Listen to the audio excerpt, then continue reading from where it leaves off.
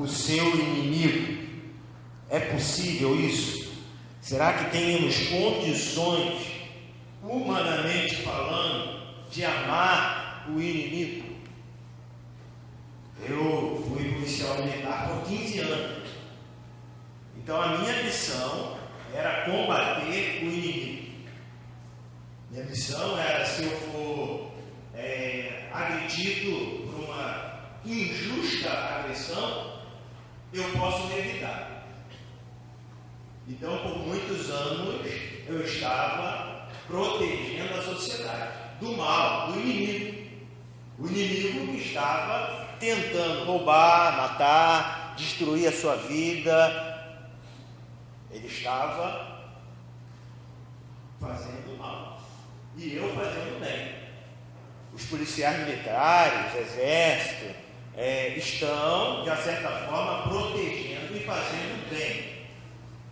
E quando eu respondo uma injusta agressão, eu atiro sem amor. Como é que eu vou atirar com amor? Não mate ele, é para matar. E sempre quando eu atiro em direção ao coração ou à cabeça, para matar. Mas, muitas vezes, a pessoa não morre. Inúmeros tiros não morrem. E aí eu pensava, é a mão de Deus protegendo, é o amor de Deus protegendo essa vida. Porque da minha parte, era para matar. E não só minha, de inúmeros policiais que trabalham nas ruas. Então, que amor eu tenho pelo inimigo se eu faço isso? Se eu tento proteger. Você também, se entra um assaltante dentro da sua casa, você tem uma arma guardada, você vai preferir atirar nele do que eles matarem todo mundo dentro da sua casa, do seu lar. Então você está revidando uma injusta agressão de um bandido, de um assaltante. E naquele momento você fala, não, eu amo esse bandido, senta aqui, vamos almoçar, vamos jantar, vamos tomar um café, vamos conversar. Você não consegue convencer pelo diálogo que ele está fazendo a coisa errada. Você não consegue, se a gente pudesse voltar o tempo e convencer Hitler que ele estava fazendo algo absurdo na história. Não tem como. E aí eu fico a pensar, que amor nós temos que ter pelo inimigo. Vamos ver a palavra de Deus? Eu vou ler versículos ímpares e a igreja os versículos pares. Mateus capítulo 5, a partir do versículo 43. Ouviste que foi dito: amarás o teu próximo e odiarás o teu inimigo. Eu também vos digo: amai aos vossos inimigos, bendizei os que vos maldizem, fazei bem aos que vos odeiam, e orai pelos que vos maltratam e vos perseguem, para que vos torneis filhos do vosso Pai Celeste, porque Ele faz nascer o seu sol sobre os maus e bons, e vir chuvas sobre justos e injustos. Porque se amarmos os que vos amam, que recompensa tens? Não amados os publicanos também deles? E se saudardes somente os vossos irmãos, que fazeis demais? Não fazem os gentios também o mesmo? Portanto, sede vós perfeitos, como perfeito é o vosso Pai Celestial. Vamos orar? Feche seus olhos. Senhor Deus, estamos aqui, Deus, um dia especial, onde comemoramos o dia, Deus, do pastor. Nós estamos alegres por esse dia, porque o Senhor me chamou, porque o Senhor me trouxe para essa igreja local, o Senhor tem me conduzido neste local, e nós estamos alegres, felizes. E na leitura da Tua Palavra, nessa manhã eu te peço que o Senhor continue me usando, que o Senhor continue confirmando esse chamado na minha vida, justamente quando imploramos que o Senhor fale através da Tua palavra na ministração dessa manhã. Use esse vaso que o Senhor escolheu para estar aqui. É o que eu te peço, em nome de Jesus. Amém. O título que eu coloquei nessa mensagem é o seguinte: amai os vossos inimigos. Vamos repetir? Amai os vossos inimigos. Difícil amar os vossos inimigos. Mas quando nós observamos o contexto do capítulo 5 de Mateus, logo percebemos que esse ensinamento aponta para as bem-aventuranças, uma prática de cada cristão que se compromete em seguir a Cristo de todo o coração. O ímpio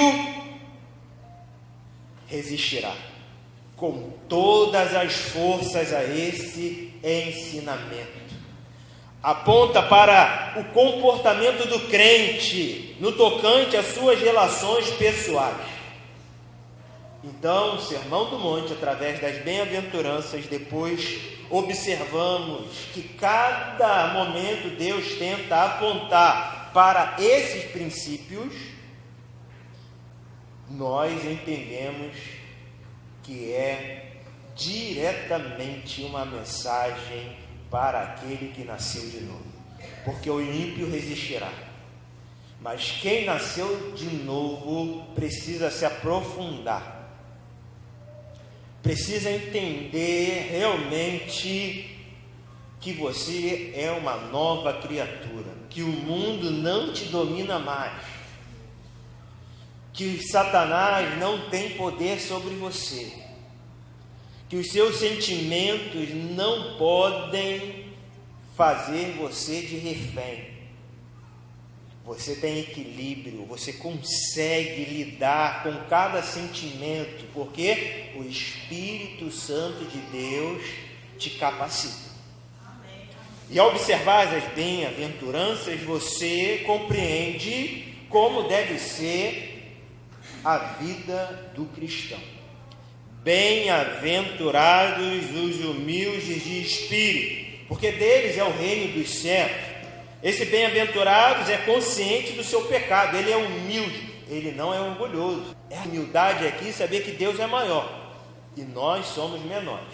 E por ser menores, precisamos da graça dele, precisamos obedecer ao senhorio de Deus. Ele que governa tudo. Então, eu sou feliz quando sou humilde de espírito e percebo que preciso aprender de Deus. Bem-aventurados que choram, porque serão consolados. Esse choro aqui não é um choro de uma tristeza qualquer, é o choro pelo pecado. A tristeza em nosso coração quando erramos, quando falhamos, e aí Ele nos consola. Quando não conseguimos cumprir a lei de Deus, choramos. E os 10 mandamentos é a lei do Senhor, e quase impossível de alguém manter a lei do Senhor em seu coração sem errar. Nós falhamos, mas a lei mostra que quando nós falhamos e nos arrependemos, confessamos nosso pecado, Ele é fiel e justo para nos perdoar. Então alcançamos a misericórdia de Deus. Bem-aventurados os mansos, porque herdarão a terra. Os mansos são capacitados pelo Espírito Santo para controlar os seus sentimentos carnais, sua carne fraca. Então os mansos, ele não deixa o mal possuir a sua vida novamente.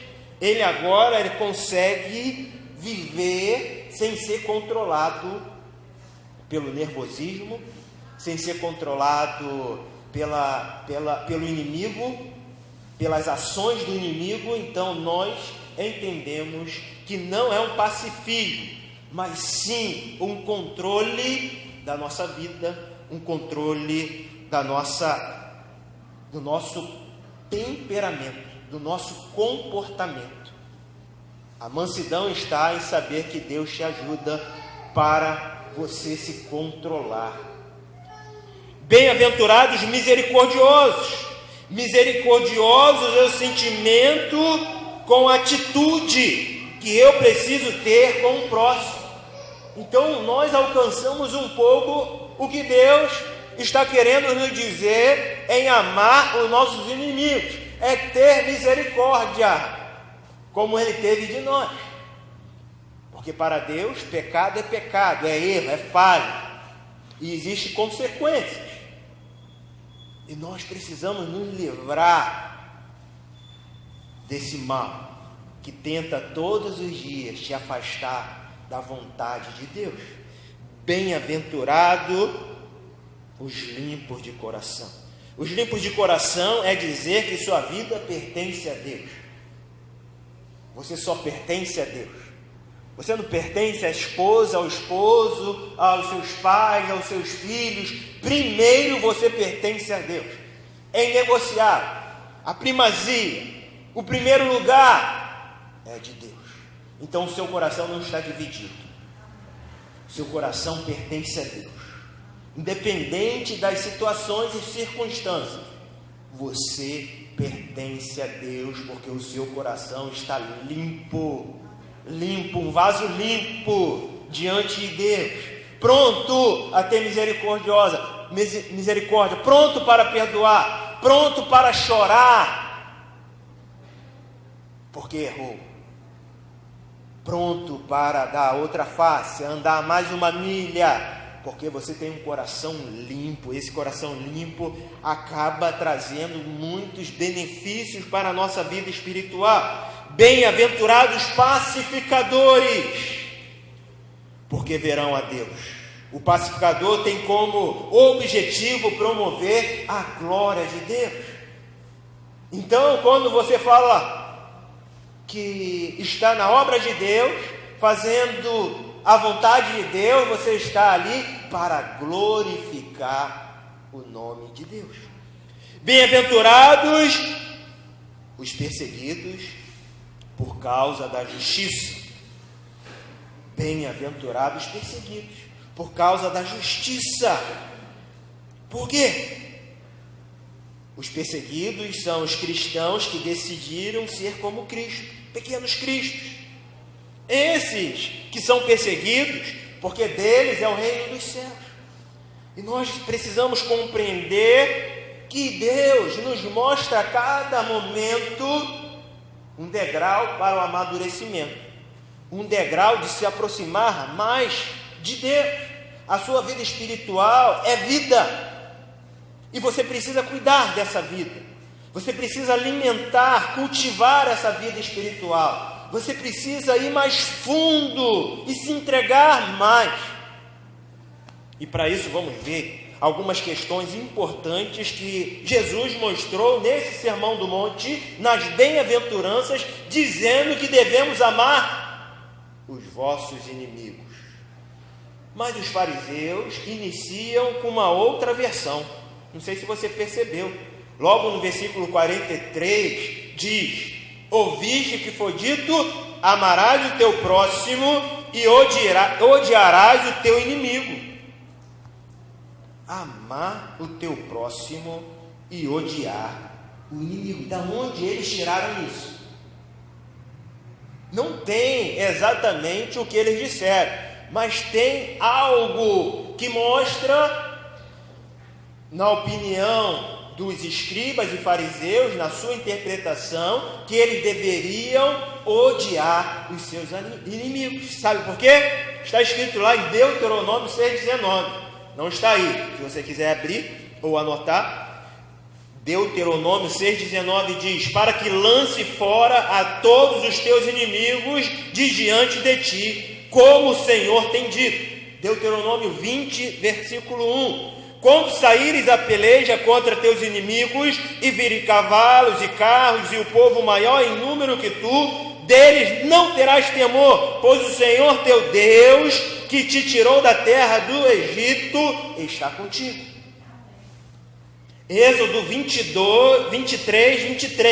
Êxodo 23. Porque o meu anjo irá diante de ti e te levará aos amorreus, aos heteus, aos ferezeus, aos cananeus, aos heveus, aos jebuseus, e eu os destruirei. Que amizade, que amor é esse contra o inimigo? Os escribas e fariseus entenderam que era para odiar o inimigo, porque o inimigo estava contra o povo de Deus, era inimigo. Então eles entenderam, interpretaram que o povo de Deus, escolhido de Deus, deveria enfrentar o inimigo e derrotá-los. E aí você fica a pensar, que inimigo é esse? Satanás. Satanás é seu inimigo. Todos nós entendemos e confirmamos isso. Satanás é amigo de alguém. Nem daqueles que seguem ele é amigo. Ele é inimigo também, ele quer destruir aquele povo. É inimigo de todos. Então uma coisa é certa: Satanás é o seu inimigo. Em 1 Pedro 5,8 diz: sede sóbrios e vigilantes, o diabo, vosso adversário, anda em derredor, como um leão, que ruge procurando alguém para devorar. Imagina você abraçado com o leão. É incomum. Não é normal. Você vai pensar, é maluquice.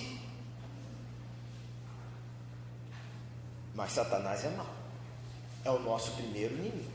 O segundo inimigo é o mundo. Não o mundo criação, mas o sistema que é influenciado por Satanás. Esse sistema cada vez profana mais tudo que Deus criou. É um sistema destruidor, com corrupção, mentiras, com ingratidão, um sistema indiferente, um sistema maligno. 1 João diz: não ameis, 1 João 2, versículo 15, não ameis o mundo, esse sistema, nem o que no mundo há. Se alguém ama o mundo, o amor do Pai não está nele, e acaba sendo inimigo. O mundo que você vive, existem inimigos inúmeros. O outro inimigo é a morte. A morte é nosso inimigo. Eu sei que Paulo diz que morrer é lucro, viver é bom, mas morrer é lucro, mas que está com o Senhor. Mas um dia a morte vai acabar. A Bíblia ainda fala, 1ª carta de Coríntios 15, 26, o último inimigo a ser destruído é a morte.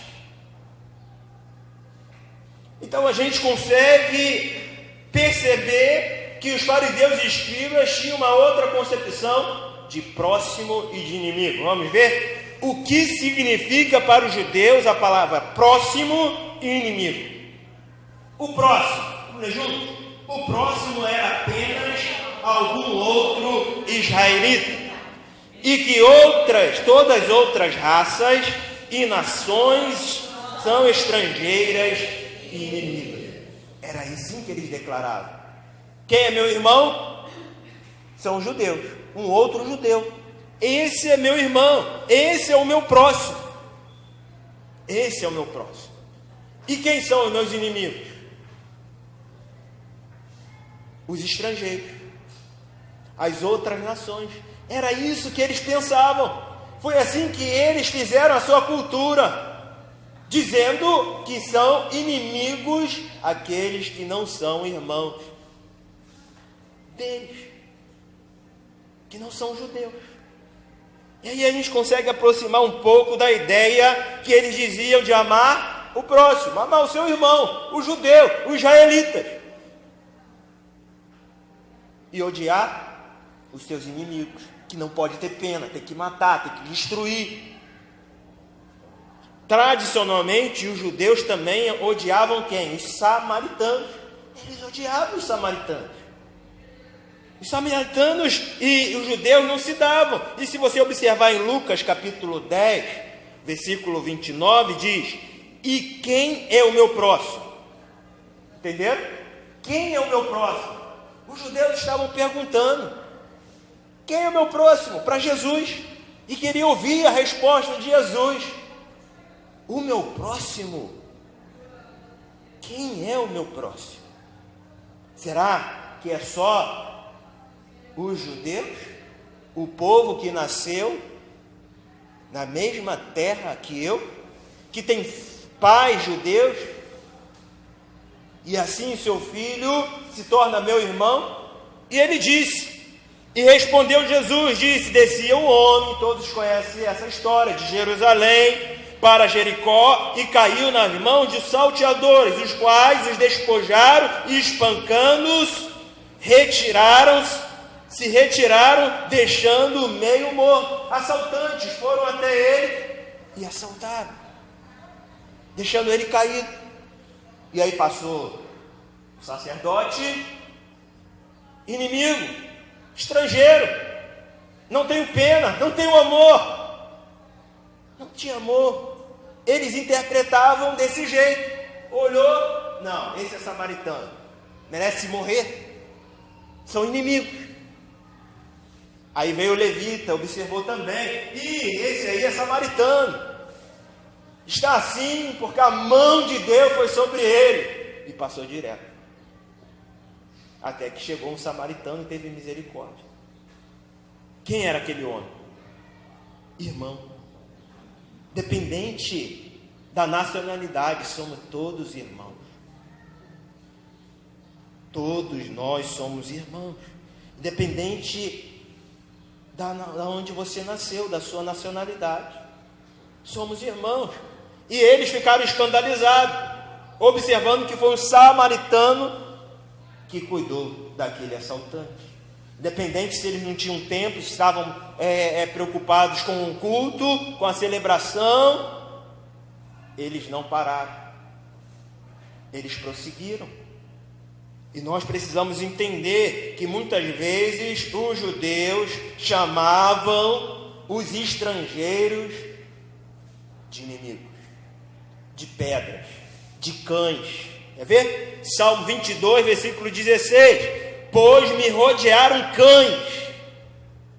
Salmo 22, versículo 16. O ajuntamento de malfeitores me cercou. Transpassaram-me as mãos e os pés. Filipenses 3:2. Guardai-vos dos cães, guardai-vos dos maus obreiros. Comparando cães a estrangeiros. Cães a aqueles que não servem a Deus. Cães, aqueles que enganaram os irmãos. Lobos, dentro do arraial das ovelhas, se fingindo de cristão, mas não é. E é chamado aqui de cães. Guardai-vos dos cães, também de pedras. Lucas 3:8. Temos Abraão por pai, porque eu vos digo que até destas pedras pode Deus suscitar filhos de Abraão. Lucas 19:40 também. Respondendo ele, disse: digo-vos que se estes se calarem, as próprias pedras clamarão.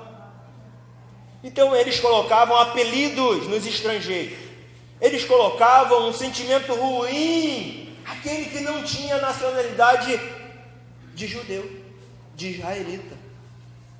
E aqui a gente observa que eles entenderam que todos esses povos eram inimigos e não deveriam ter misericórdia. Mas Jesus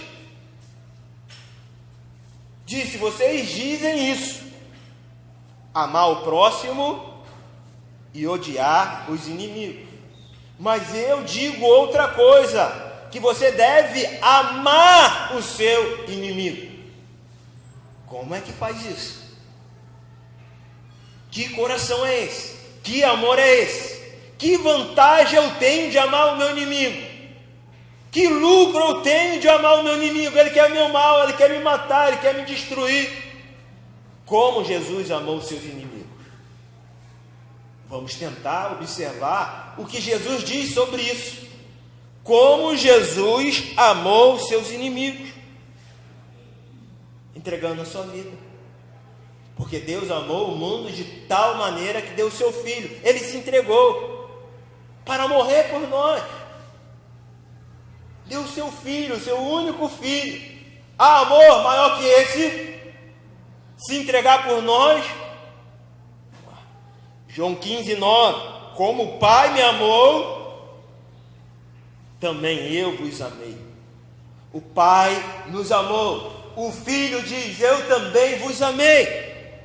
A vós, permanecei no meu amor, diz João 15:9. Permanecei no amor de Deus. Somente assim vamos conseguir amar o inimigo, não tem outro meio.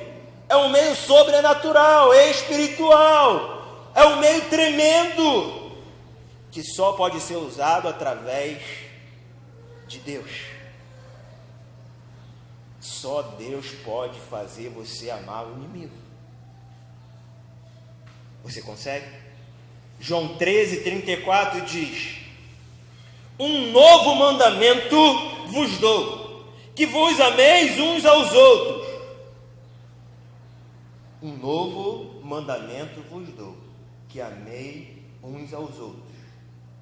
Você já ouviu isso? E quando observa amar o outro, você pensa amar o outro como eu me amo, amar o próximo como a ti mesmo. Mas aqui ele está falando de um novo mandamento. Ele diz aqui o seguinte, presta atenção: que vos ameis uns aos outros como eu amei a vós. Como o amor de Jesus. É possível eu amar com o amor de Jesus, não com o meu mais, mas com o amor de Jesus? Um amor ágape, um amor incondicional, um amor sacrificial. Exagerou.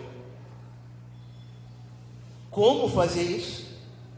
Tem gente que não ama nem mais sua esposa, seu esposo, não ama nem mais sua mãe, seu pai, não ama nem mais seu filho e sua filha, não ama nem mais parentes. Como vou amar o meu próximo como Jesus nos amou? Incondicionalmente, se entregando por nós, sem benefícios nenhum, se doando totalmente para morrer por nós. Que amor é esse? É um amor constrangedor, nos constrange. É um amor tremendo e maravilhoso que foi doado para cada um de nós, através da sua conversão. Você não está mais sozinho, Jesus está com você, então você também tem esse amor que Jesus tem. Mas você precisa cultivar, você precisa aflorar ele, você precisa tirar ele da onde está escondido, da gaveta guardada, do medo de usar esse amor, porque a sociedade, o ímpio, diz que você deve odiar. Os próprios fariseus e escribas diziam: vocês devem odiar os inimigos. E até hoje, isso é uma grande dificuldade para nós. Amar o inimigo é algo improvável, algo difícil, para muitos impossível. Mas quem falou que seria fácil obedecer os 10 mandamentos? O que Jesus está falando aqui, que os princípios do Sermão do Monte são muito mais além do que os 10 mandamentos. É vida, e deveria ser aprendida com ele, com Jesus. O ensinamento vem de Deus. Romanos 13, versículo 8: a ninguém devais coisas alguma, a não ser o amor, com que vos ameis uns aos outros, porque quem ama aos outros cumpriu a lei. cumpriu a lei. O amor supera a lei. O amor supera o ódio, a maldade, supera o inimigo. Somente Deus pode fazer isso.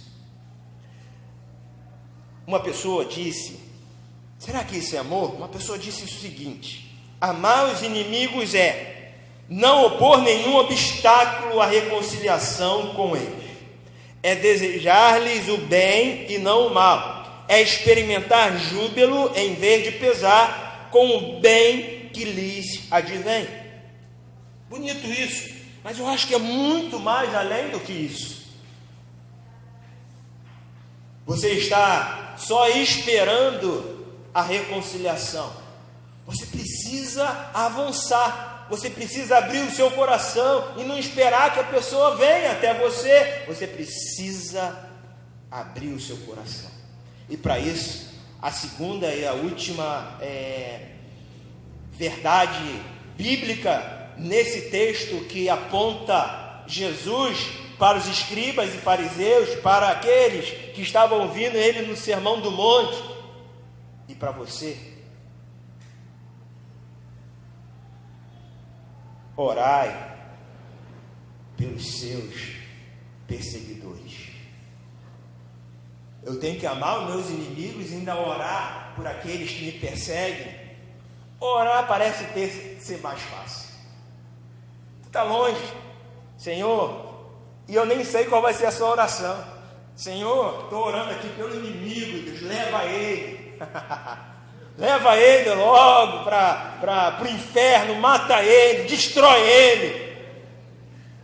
Estou orando, Senhor.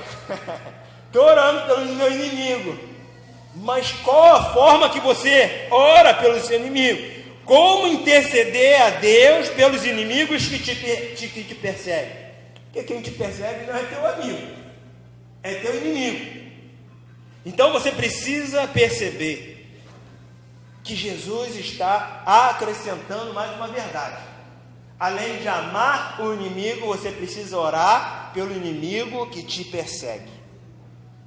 E isso não é fácil, isso é tremendo, isso é difícil, isso você precisa realmente morrer para o mundo, você precisa crucificar a sua carne, você precisa se aproximar mais de Deus, você precisa realmente se entregar totalmente a Deus para cumprir esse ensinamento, esse princípio. Senão seria impossível interceder pelo inimigo. Mas se você perceber, existem inúmeros salmos, e esses salmos pede a destruição do inimigo. É chamado de oração imprecatória. Nessa oração, o crente ora para que Deus elimine os seus inimigos. Quer ver? Salmo 108, versículo 13. Em Deus faremos proezas, pois Ele calcará aos pés os nossos inimigos. Salmo 68, 21. Mas Deus ferirá gravemente a cabeça de seus inimigos e o crânio cabeludo do que ele anda em suas culpas. E inúmeros outros salmos, chamados de imprecatórios, que pede a justiça de Deus, que pede a eliminação dos inimigos. Mas será que é essa oração que Deus está dizendo? Será que Deus está falando para a gente pedir a morte de alguém? Não, não é isso. Sabe por quê? Um dia você também foi inimigo de Deus. Não é possível. Todos nós fomos um dia inimigos de Deus. E se alguém pedisse que você morresse, será que Deus ouviria essa oração? Ele confirmaria essa oração? Concordaria com essa oração? Olha só, Romanos 5,10. Porque se nós, sendo inimigos, fomos reconciliados com Deus pela morte de seu Filho, muito mais, estando já reconciliados, seremos salvos pela sua vida.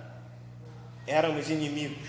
Colossenses 1:21. Vós também, que noutro tempo éreis estranhos e inimigos do entendimento pelas vossas obras, mas agora, contudo, vós reconciliou. Éramos inimigos e alguém orou por nós. O próprio Jesus orou por nós. Jesus orou para que você pudesse se entregar, se arrepender, confessar Jesus como Senhor e Salvador da sua vida. Todos nós nascemos no pecado, e é horrível o pecado, e crescemos desviados, inimigos de Deus, mas um dia o Evangelho bate à nossa porta, ao nosso coração, e nós nos entregamos ao Evangelho, a Jesus, às boas novas, e agora não passamos mais a ser inimigo, mas amigo. E o amigo agora faz a vontade de Deus. Não faz mais coisas horríveis, erradas e pecaminosas. Agora você luta contra essas coisas. Essas coisas são inimigas de você. Você é amigo das coisas boas, que agradam a Deus, que favorecem o louvor a Deus. E por isso precisamos estar atentos. Quando foi a última vez que você orou pelo seu inimigo? Vamos orar? Feche seus olhos. Senhor Deus, estamos aqui, Deus, diante de Ti. Nesse culto matinal, nós celebramos o Teu nome, confessamos o Teu nome, nos rendemos ao Teu senhorio. Sabemos que o Senhor é maior, sabemos que as Tuas verdades são completas, por inteiras, e nós precisamos de Sua ajuda para penetrar nesse mundo espiritual, para nos aproximar de mais maturidade. Nós precisamos avançar, precisamos de Ti nesse momento, não somente entender a parte lógica da Tua mensagem, mas cumpri-la, obedecê-la, honrar a Tua palavra. Deus, nos ajude a amar os nossos inimigos. Nos ajude, Deus, a orar pelos inimigos que nos perseguem. Humanamente não conseguimos, mas clamamos ao Deus do impossível, que pode todas as coisas, penetrar em nosso coração, em nosso espírito, e trazer, Deus, a Tua paz, trazer, Deus, a confiança de que quando obedecemos estamos deixando o mal, estamos deixando o pecado. Quando obedecemos a Tua palavra, enxergamos que somos filhos de Deus, amigos de Deus.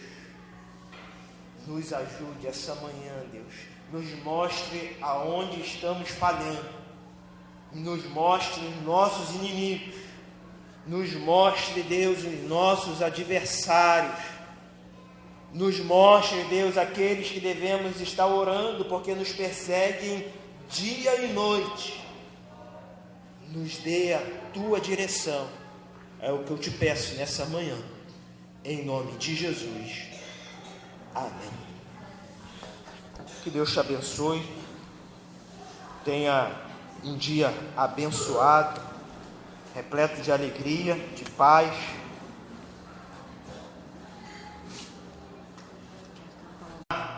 O seu inimigo, é possível isso? Será que temos condições, humanamente falando, de amar o inimigo?